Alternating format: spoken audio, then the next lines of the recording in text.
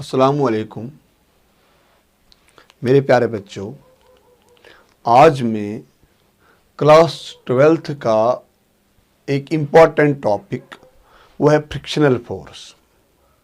Frictional force की definition already मैंने आपको पढ़ाई है, लेकिन आज मैं आपको फोर्स ऑफ फ्रिक्शन को कुछ इस तरह से पढ़ाऊँ ताकि अगर आपको कल कोई भी न्यूमेरिकल आएगी वो आपको करनी आएगी।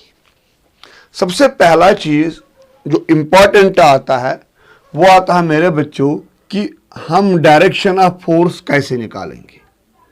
बच्चों को आम तौर से डिफ़िकल्टी होती है how to calculate the direction of force. ठीक है कि नहीं?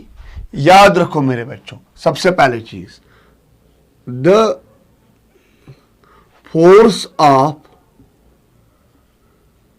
फ्रिक्शन acts along the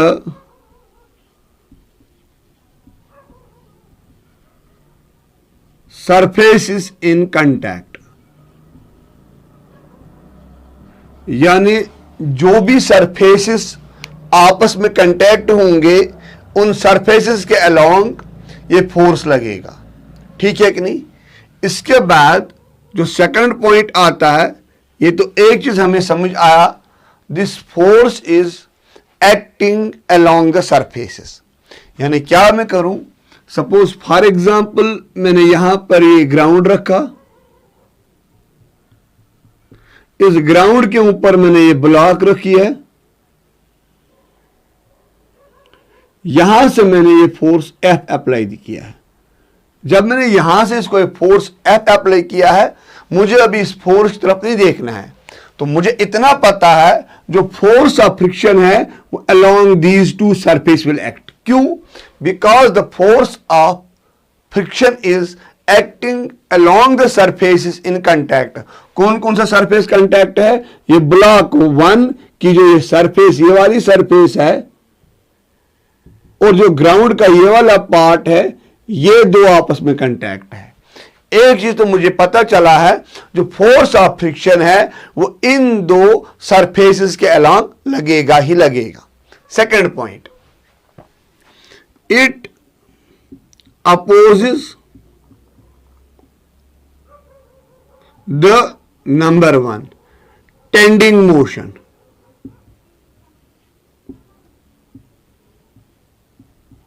या रिलेटिव मोशन।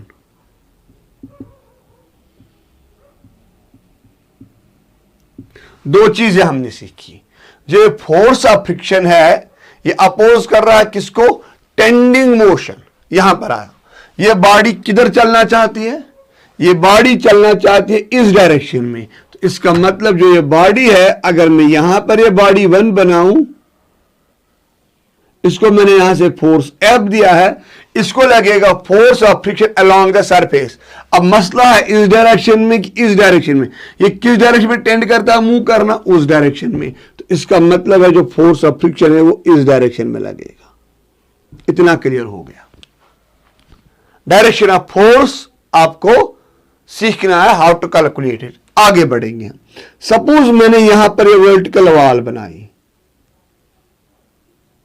ये है मेरे बच्चा वर्टिकल वॉल। इस वर्टिकल के वॉल के साथ मैंने ये ब्लॉक रखी है,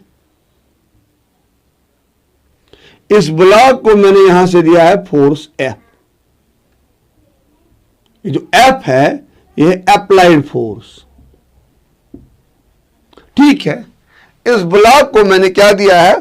फोर्स। इस फोर्स को क्या बोला जाता है मेरे बच्चों? Applied force. सपोज मैंने ये कॉम लिया, यहां पर मैंने इसको अंदर की ओर धक्का दिया है, अगर मैं धक्का नहीं दूंगा ये गिर जाएगा, है कि नहीं? ये फोर्स इसको अंदर की ओर होल्ड कर रहा है। अभी मुझे उसकी तरफ जाने की जरूरत नहीं है। इस ब्लॉक को नीचे जो फोर्स ले रहा है वो है mg।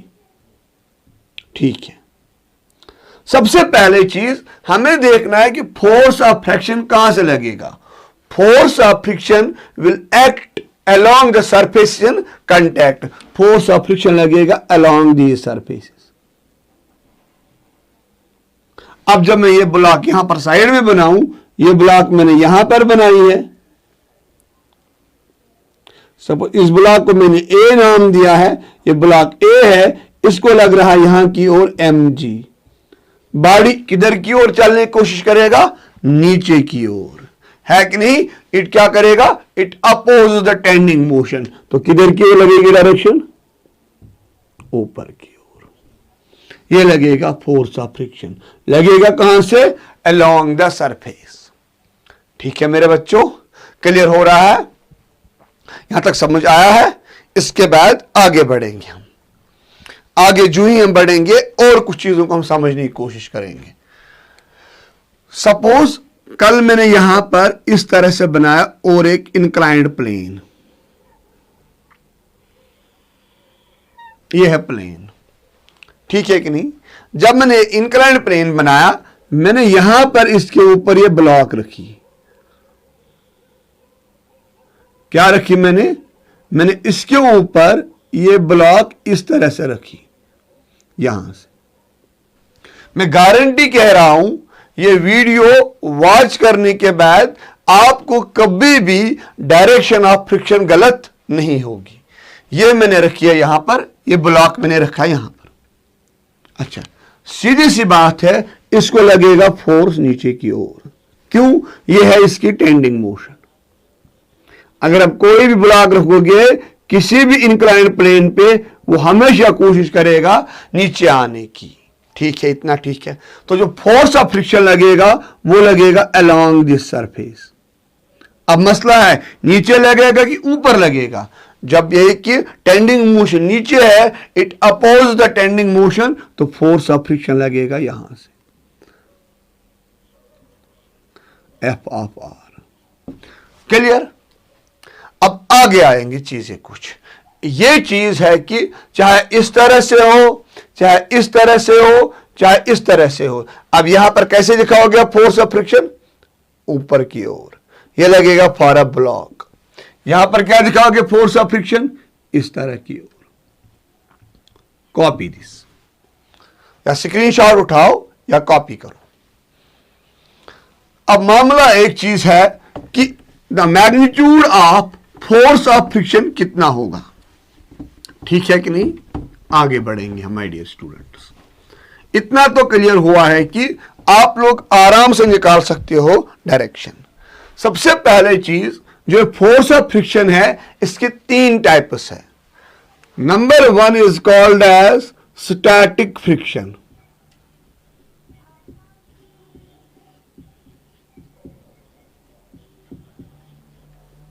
नंबर 2 पार्ट जो आ रहा है मेरे बच्चों, इसको बोला जाता है या FSM, मैक्सिमम स्टैटिक फ्रिक्शन। और इसको कभी कभार आपकी कोई बुक लिखती है लिमिटिंग फ्रिक्शन।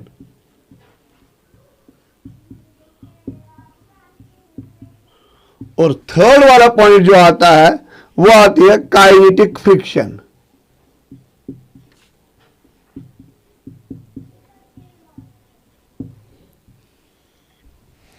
डायरेक्शन तो हमने निकाली है, अब हम समझेंगे एक एक चीज।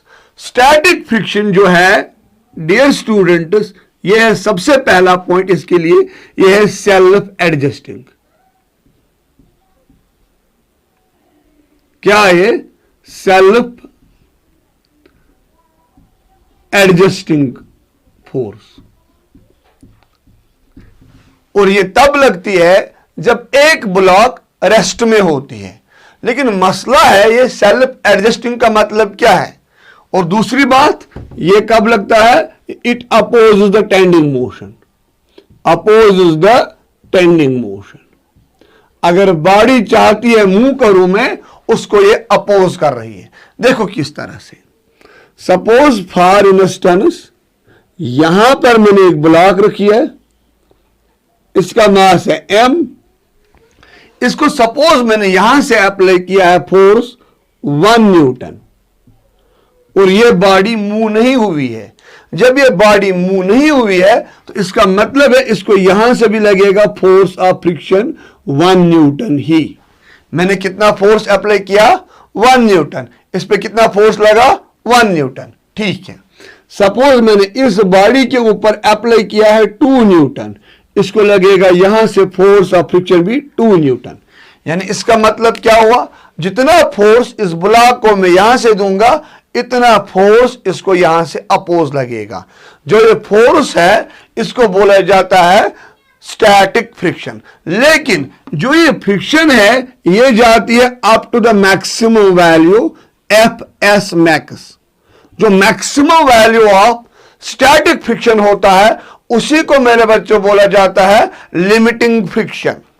इसका वैल्यू क्या होता है, वो होता है mu s times m g, इसके बराबर। यानी जो ये इसका मतलब क्या हुआ, एफ स्टैटिक फ्रिक्शन जो होगी वो होगी less or equal to f s m.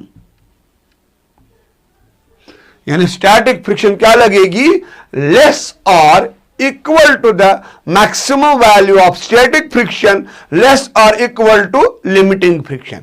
यानी इसका मतलब है हम ऐसे भी लिख सकते हैं F of S is less or equal to mu S into M G. इन चीजों को आप याद रखोगे। क्लियर, ठीक है कि नहीं, आगे बढ़ेंगे।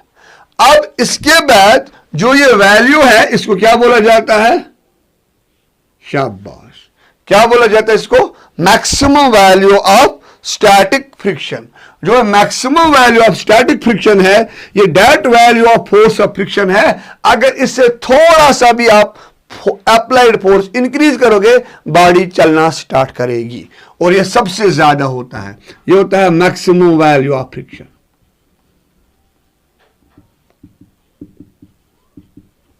ठीक है कि नहीं। अगर आपने थोड़ा सा भी इसका और ज्यादा क्या दिया है, इससे थोड़ा ज्यादा हमने अप्लाइड फोर्स अप्लाई किया है, ये बॉडी चलना स्टार्ट करेगी। अब बात आ रही किसकी, काइनेटिक फ्रिक्शन की। किसकी बात आ रही है अब, काइनेटिक फ्रिक्शन। अब जब बॉडी चलती है उसके ऊपर एक constant force of friction apply होता है, इसका मैग्नीट्यूड होता है ड्यूरिंग द मोशन कांस्टेंट। लेकिन अगर नेचर ऑफ सरफेसेस चेंज नहीं होगा, कांस्टेंट रहेगा इफ द नेचर ऑफ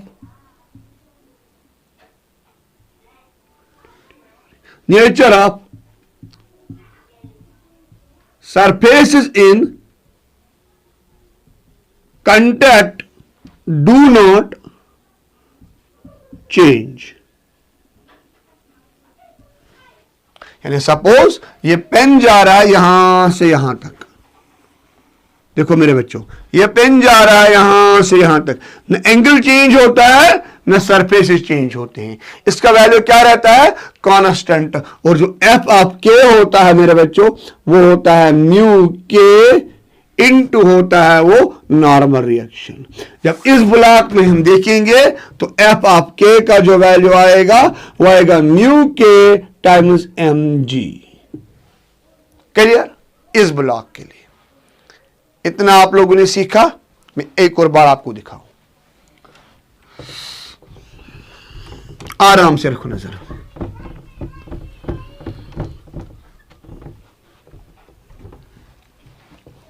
यह है लिमिटिंग फ्रिक्शन हमारे लिए। ये क्या है, थर्ड पार्ट जो है ये काइनेटिक फ्रिक्शन। मैंने क्या बोला पहले, ये सेल्फ एडिस्टिंग फोर्स, यानी जो आपका एफ ऑफ एस होगा वो होगा less or equal to mu times normal. जबकि मैंने आपको अभी जो ब्लॉक ली है ये ब्लॉक, इस ब्लॉक में जो एन का वैल्यू है वो आएगा इक्वल टू एम जी। आप तब लिख सकते हो f of S is less or equal to mu s m g इस वाले केस में। अब जब यहां पर आएगा यह मैक्सिमम वैल्यू ऑफ फ्रिक्शन, तो f of s m that is equivalent आप लिखोगे mu s times normal reaction. जब यहां पर आओगे f of k that is equivalent to mu k times normal reaction. ये होंगे इन तीन फ्रिक्शंस का वैल्यू। और याद रखोगे मेरे बच्चों एक चीज, जो ये एफ ऑफ एस मैक्सिमम होता है ये सबसे ज्यादा होता है, ये एफ ऑफ के से भी ज्यादा हो सकता है। ठीक है कि नहीं, और एफ ऑफ एस क्या होगा, शाबाश, लेस और इक्वल टू दिस। ये चीज याद रखोगे, इस चीज को मेरे बच्चों आप फॉलो करोगे। चलो अब हम एक क्वेश्चन करेंगे। एक क्वेश्चन जो ही हम करेंगे तो वहां से आपका एक एक कॉन्सेप्ट क्लियर हो जाएगा, क्योंकि एक न्यूमेरिकल बनाने से आपका एक एक कॉन्सेप्ट क्लियर हो जाएगा। सपोज मेरे पास है ये सरफेस, इसके ऊपर मैंने ये ब्लॉक रखी है, इसका मास है 10 kg, और जो म्यू का वैल्यू दिया गया है, म्यू ऑफ एस जो है वो है मेरे बच्चों 1/2, ठीक है कि नहीं, और जो म्यू ऑफ के है वो है फॉर इंस्टेंस 2/3। आराम से देखो, म्यू ऑफ एस कितना है 1/2, म्यू ऑफ कितना है 2/3, ठीक है कि नहीं। आपको बोला जाएगा A part, find the force of friction if applied force is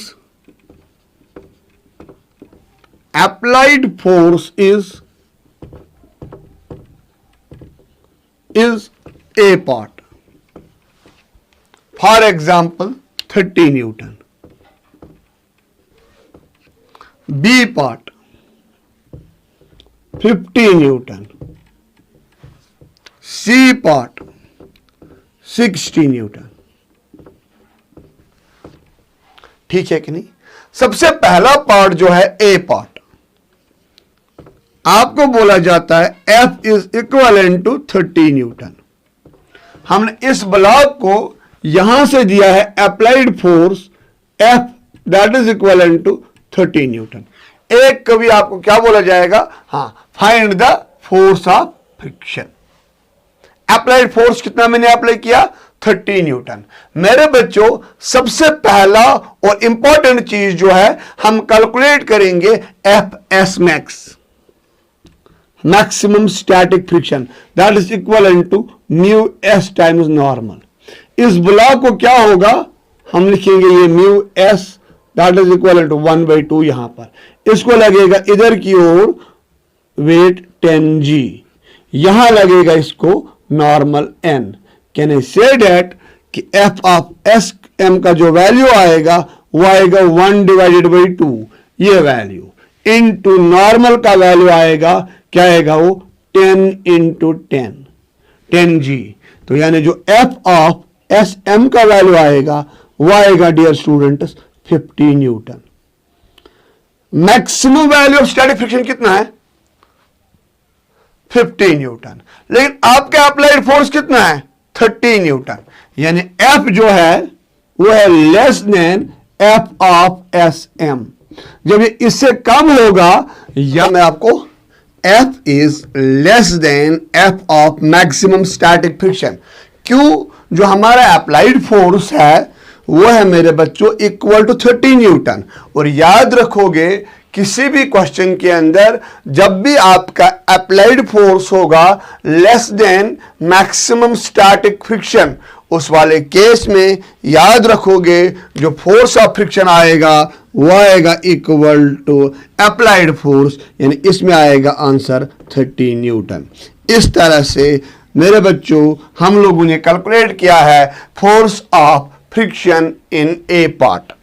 अब आपको जो बी पार्ट में बोला जाता है, बी पार्ट में क्या बोला जाता है हमें, शाबाश, आगे देखेंगे हम। बी पार्ट के अंदर जो आपके एफ का वैल्यू है, f is equal to b part, f is equal to 50 Newton.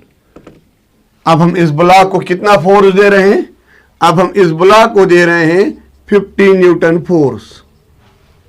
जब हम इस ब्लॉक को कितना दे रहे हैं फोर्स 50 न्यूटन। ऑलरेडी हमने निकाला है, हम जानते हैं F of maximum static friction क्या आता है, शाबाश, म्यू एस इंटू नॉर्मल।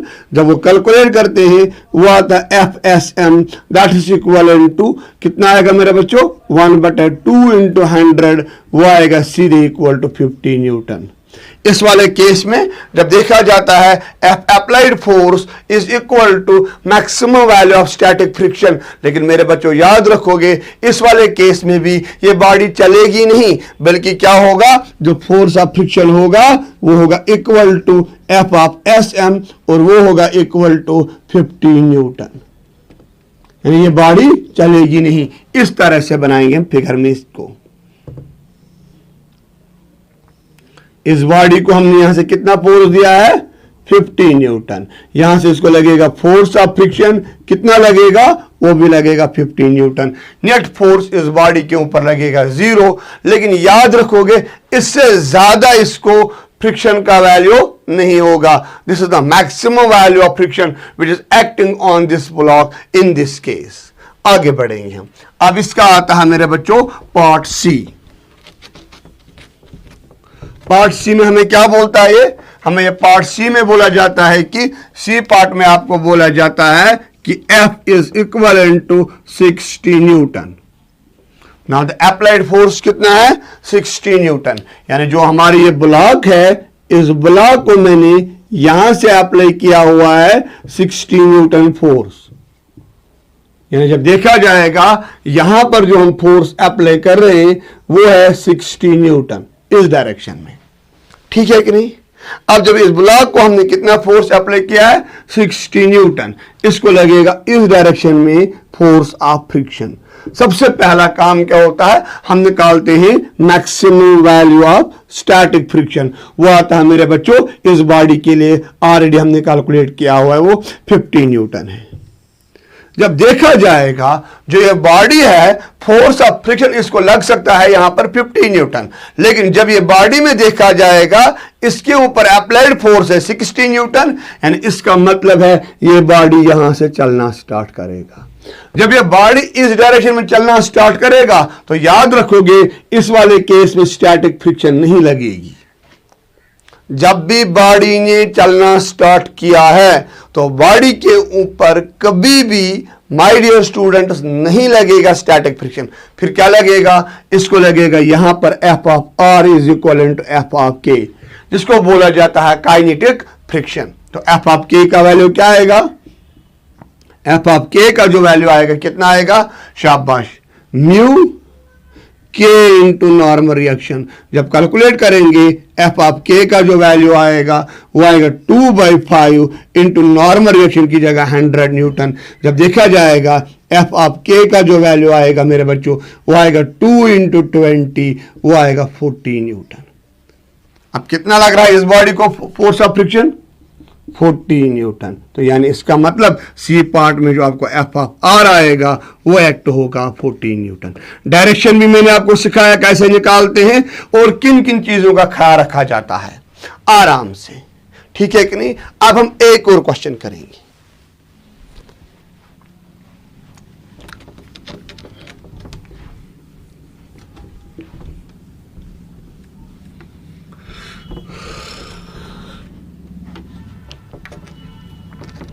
अभी तक हम लोगों ने क्वेश्चन किया था, वहां पर एक बॉडी थी जिसको हमने हॉरिजॉन्टली फोर्स अप्लाई किया है, उसको मूव किया है। अब जो नेक्स्ट क्वेश्चन हमें आ रहा है वो इस टाइप का आ रहा है। सपोज हमारे पास है एक वॉल, इस वॉल के साथ हमें एक बुक को होल्ड करना है, ठीक है कि नहीं। जैसा है कि सपोज फॉर एग्जांपल मुझे इस रफ को यहां पर होल्ड करना है, ये मेरा रफ है, मुझे इसको यहां पर होल्ड करना है। इसको मैं यहां से क्या दे रहा हूं फोर्स, तब जाके अगर मैं ये फोर्स नहीं दूंगा ये गिर जाएगा नीचे। जब मैं इसको ऐसे फोर्स दे रहा हूं तब ये रुक जाता है। यानी सपोज हमें दी गई है एक ब्लॉक, यहां पर इस ब्लॉक का जो मास है वो है 10 kg और जो फोर्स ऑफ फ्रिक्शन है म्यू ऑफ के, सपोज वो 1/2 है। यू ऑफ के इज इक्वल टू 1/2। आपको बोला जाएगा जो आपने इसको यहां से फोर्स एफ दिया है so that the block will not fall. Calculate the minimum value of F so that the block will not fall. आपको मेरे बच्चों निकालना है value of f so that ये ब्लॉक गिरेगी नहीं. सोल्यूशन, सबसे पहले चीज हमें निकालनी है दो चीजें. एक हमें निकालना है इस बॉडी का अप्लाइड फोर्स और दूसरा क्या निकालना है हमें इसकी नॉर्मल रिएक्शन. देखो मेरे बच्चा, इसको लगेगा नीचे की ओर जिसको फोर्स लगेगा वो लगेगा मेरे बच्चों 10G. यानी अगर हम कहेंगे कि जो F है वो कितना है 10 इंटू जी, एफ का जो वैल्यू आएगा वो आएगा इसमें 100 न्यूटन इन डाउनवर्ड्स.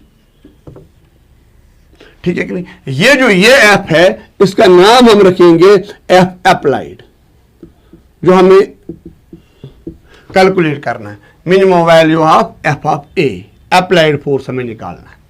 ठीक है कि नहीं. याद रखो मेरे बच्चों, मैंने इस ब्लॉक को यहां से दिया है ये फोर्स एफ.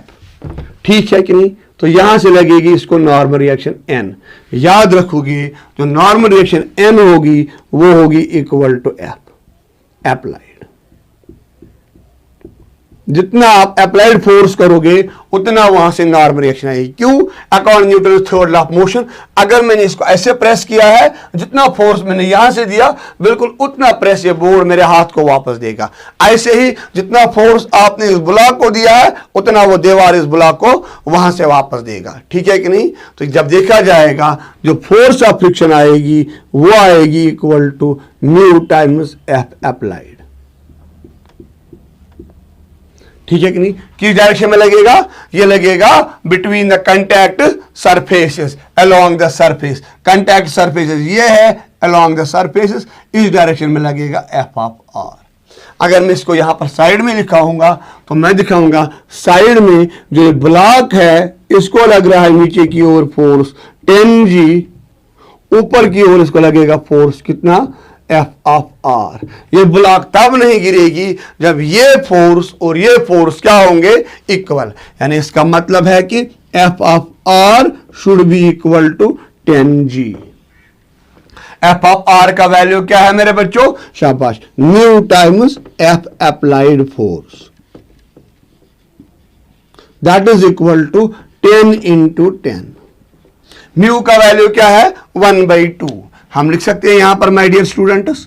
क्या लिखेंगे हम यहां पर? आराम से देखो मैं क्या लिखूंगा.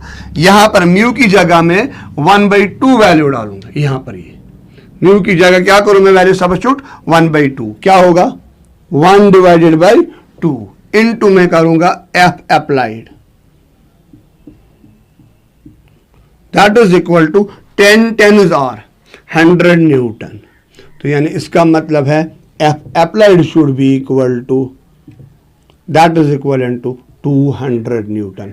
अगर इस ब्लॉक को मुझे इस दीवार के साथ होल्ड करके रखना है, मुझे कम से कम फोर्स इसको देना है 200. अगर मैं 200 से ज्यादा भी दूंगा इस पे कोई फर्क नहीं पड़ेगी. इस तरह से आज के वीडियो में मेरे बच्चों मैंने आपको दिखाया है how to calculate the direction of the frictional force and how to calculate the value of the frictional force. और इसके साथ साथ एक एक चीज, wish you best of luck till my next video.